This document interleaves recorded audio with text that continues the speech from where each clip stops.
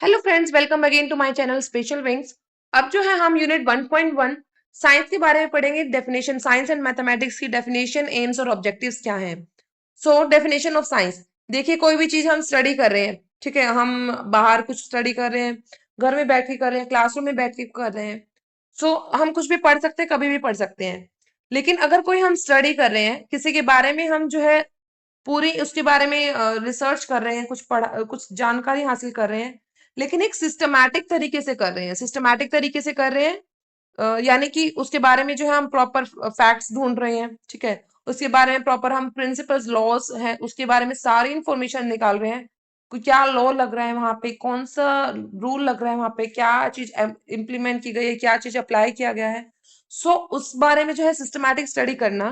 जो भी natural world है हमारे आसपास में, जो वर्ल्ड है, नेचुरल वर्ल्ड है, बाय ऑब्जर्वेशन, ऑब्जर्वेशन करके या एक्सपेरिमेंट करके जो हम इंफॉर्मेशन निकालते हैं, ठीक है, स्टडी करते हैं, जो रिजल्ट्स निकालते हैं, that is science. So science की डेफिनेशन है, एक बार इसको अच्छे से लर्न कर लीजिएगा। यहाँ पे जो सिस्टमैटिक वर्ड है, ये बहुत इंपॉर्टेंट है कि science is a systematic study of natural world through observation and experimentation. It aims to understand how things work by discovering facts, principles and laws. उनके बारे में, फैक्ट्स, प्रिंसिपल्स और लॉज के बारे में जानकारी हम निकालते हैं। अब है उद्देश्य। आप खुद सोचिए, साइंस क्यों पढ़ेंगे आप। सबसे पहले यही कि आपको जो है साइंटिफिक नॉलेज हो जाए, ठीक है, और कोई भी जो नेचुरल फिनोमिना है उसके बारे में आपको अंडरस्टैंडिंग हो जाए। लाइक फ्रूट्स कैसे बनते हैं, आप देखते होंगे, ऑब्जर्व ऑब्जर्व करते होंगे कि फ्रूट्स बन रहे हैं, हम देखा। लेकिन बच्चा जो है उसके बारे में ये जिज्ञासा होगी कि ये फ्रूट्स कैसे बन रहे हैं। सो वो बच्चा क्या है, उसके बारे में स्टडी करेगा, ठीक है, जानकारी हासिल करेगा, साइंटिफिक क्या है, लॉजिक उसके पीछे। सो कोई भी नेचुरल फिनोमिना है उसके बारे में हमें अंडरस्टैंडिंग जो होगी वो इसी वजह से होगी, ठीक है। सेकंड, क्यूरियोसिटी और इंक्वायरी ज्यादा एनकरेज करने के लिए, बढ़ाने के लिए, ठीक है। Second, third is problem solving and critical thinking.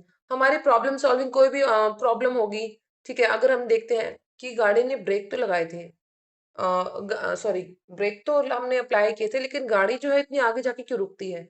हम इंस्टेंट ब्रेक भी तो लगा सकते हैं। सो उसमें क्या होगा इंस्टेंट ब्रेक लगाने से। ऐसे ऐसे क्वेश्चन जो है बच्चे के या फिर हमारे माइंड में आएंगे। उसके बारे में हम स्टडी करेंगे। या कोई भी प्रॉब्लम है उसको हम लेकर उसके बारे में सोचना, उसके बारे में स्टडी करना, लॉजिक्स निकालना, रीजनिंग लगाना। उसमें क्या होगा, फिर हमारी क्रिटिकल थिंकिंग भी इंक्रीज होगी, एनहेंस होगी, ठीक है। फिर है scientific principles to everyday life. मैंने बता दिया साइंटिफिक प्रिंसिपल्स जो होंगे डेली लाइफ में, कि इतने एंगल से हमें कोई चीज फेंकनी चाहिए, ठीक है, इतने स्पीड से हमें गाड़ी चलानी चाहिए, ठीक है, इतने टाइम से अगर हम काम करें तो इतने टाइम में कंप्लीट हो जाएगा। वो सब जो सब चीजें, कोई भी लॉजिक है, ठीक है, कोई भी प्रिंसिपल्स है कि गर्म पानी जो है हमें नहीं पीना चाहिए, सॉरी, गर्म पानी जो है ठंडे पानी में नहीं डालना चाहिए। ऐसे ऐसे जो भी लॉजिक्स होते हैं वो हम डे टू डे लाइफ में बहुत ज्यादा यूज करते हैं। साइंटिफिक प्रिंसिपल्स को हम यूज करते हैं। फिर है attitude of questioning and exploration, यानी कि बच्चा जो है क्वेश्चनिंग और एक्सप्लोर करना सीखे। बच्चे में जो है क्वेश्चनिंग करने की और ज्यादा जो है ये हैबिट बन जाए बच्चे की, क्वेश्चन पूछना। वरना क्या होता है, बच्चे का माइंड क्या होता है, बच्चे क्यूरियस होते हैं। बच्चे जो है जानने की इच्छा रखते ही हैं, बच्चे जिज्ञासु बहुत ज्यादा होते हैं। बच्चे क्वेश्चन पूछते हैं, लेकिन पेरेंट्स क्या कर देते हैं, बड़े सवाल पूछते हैं, चुप कर, उससे कर, टीचर भी कर देता है, इग्नोर कर देता है। वो बच्चे, इग्नोरेंस नहीं होनी चाहिए वहां पे। अगर बच्चे को वहां पे जो है एनकरेज करना चाहिए। बच्चा जो है और ज्यादा क्वेश्चन पूछे, ठीक है, बच्चा जो है और ज्यादा उस चीज को एक्सप्लोर करे, उसके बारे में और जानकारी हासिल करे, ताकि बच्चे की जो है क्रिटिकल थिंकिंग जो होगी, एबिलिटी जो होगी, वो बहुत ज्यादा इंक्रीज होगी। बच्चा जो है प्रॉब्लम सॉल्विंग, ठीक है, बच्चे की साइंटिफिक नॉलेज और ज्यादा अच्छी होगी। तो टीचर्स को जो है और खास करके पेरेंट्स को भी बच्चे के क्वेश्चंस को नेग्लेक्ट नहीं करना चाहिए। फिर है objectives of science education. Science education के क्या क्या ऑब्जेक्टिव्स हैं। सो बच्चे को जो है साइंटिफिक फैक्ट्स पता चले, कंसेप्ट्स पता चले और प्रिंसिपल्स पता चले। बच्चे की जो है ऑब्जर्वेशन स्किल्स होंगी, जैसे क्लासिफिकेशन करना, एक्सपेरिमेंट करना और इन्फेरेंस करने की स्किल्स जो है इंक्रीज हो बच्चे की, ठीक है। बच्चा जो है एनवायरमेंटल अवेयर हो जाए, रिस्पॉन्सिबिलिटी भी उसमें जो है इंक्रीज हो, जो एनवायरमेंट के प्रति रिस्पॉन्सिबिलिटी है वो इंक्रीज हो बच्चे की, ठीक है। बच्चे को साइंटिफिक टेम्पर है, यानी कि बच्चे का जो साइंटिफिक दृष्टिकोण था, वो इंक्रीज हो बच्चे का, और लॉजिकल थिंकिंग भी इंक्रीज हो, ठीक है। बच्चा जो है लॉजिक लगा के सोचना शुरू करे। और है बच्चा जो है तैयार रहे करियर के लिए साइंस और टेक्नोलॉजी में, ठीक है। फिर है 1.2 यूनिट मैथमेटिक्स। मैथमेटिक्स की क्या डेफिनेशन होगी कि mathematics is a study of numbers, shapes, patterns, logical reasonings. यानी कि मैथमेटिक्स में आप खुद सोचिए क्या क्या पढ़ते हैं, नंबर्स पढ़ते हैं, शेप्स पढ़ते हैं, पैटर्न कोई भी हो, लॉजिकल हो, रीजनिंग हो, तो वो सब हम स्टडी करते हैं, ठीक है।